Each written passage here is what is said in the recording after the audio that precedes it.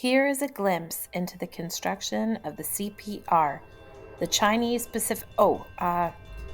Canadian Pacific Railway, which would not exist without the Chinese immigrants, their sacrifices, and deaths. In the late 1800s, Canada took on one of its biggest projects ever, the Canadian Pacific Railway. This massive job wasn't just about laying tracks. It was about laying a foundation for Canada's future, connecting the whole country. Prime Minister Sir John A. Macdonald had a big dream. He wanted a railway that stretched from the Atlantic Ocean to the Pacific Ocean, which would make it the longest railway in the world at that time, believing it would unite the young nation and boost its economy. This wasn't just about getting from point A to point B. It was about making Canada stronger and more connected. Back then, Canada had some serious problems. The United States was expanding aggressively, and there was a fear of conflict. Sir, yes, sir! A railway would help move troops quickly if needed. Plus, shipping goods across Canada was very expensive and very slow. Wagons and boats just weren't cutting it. A transcontinental railway would solve these issues, making it easier and cheaper to move goods and people.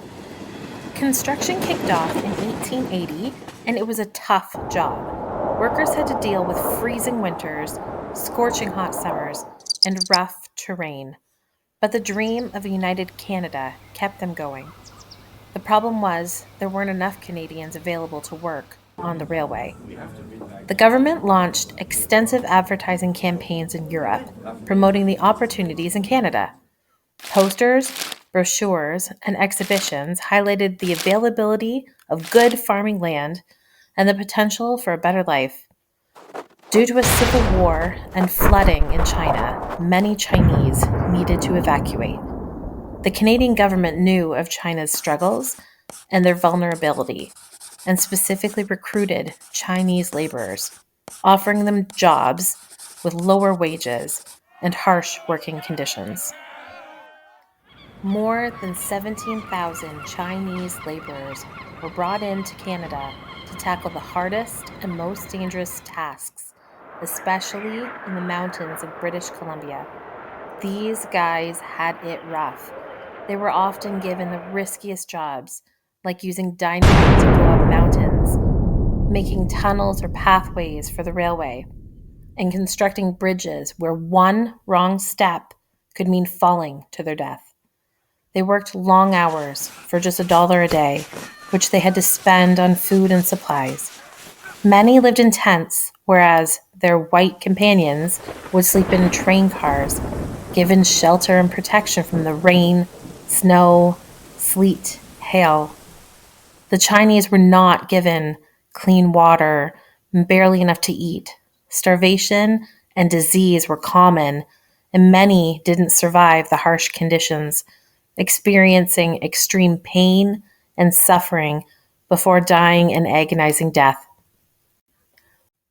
The infamous last spike photo, taken on November 7th, 1885, at Craigellachie, British Columbia, captures the moment when the final spike was driven into the Canadian Pacific Railway.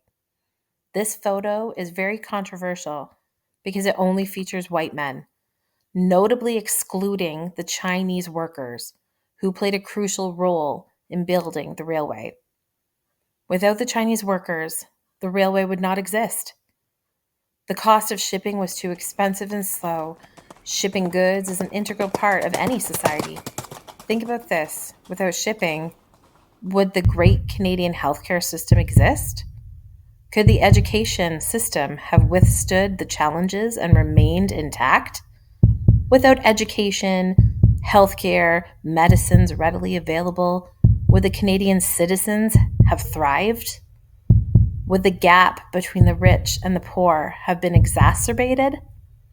And Prime Minister's biggest fear, had Canada remained vulnerable to the attacks of the United States, its very existence could have been at stake.